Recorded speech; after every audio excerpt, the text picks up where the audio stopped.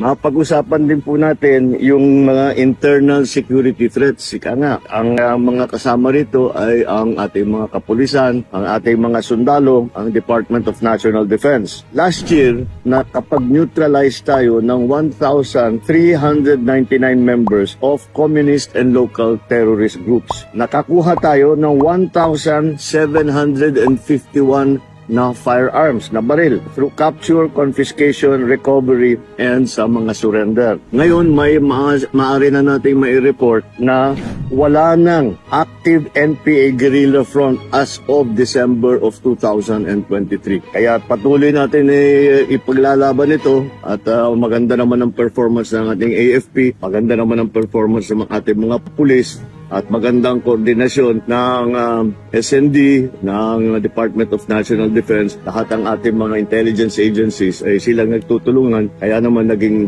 matagumpay itong ating kampanya kontra sa internal terrorism.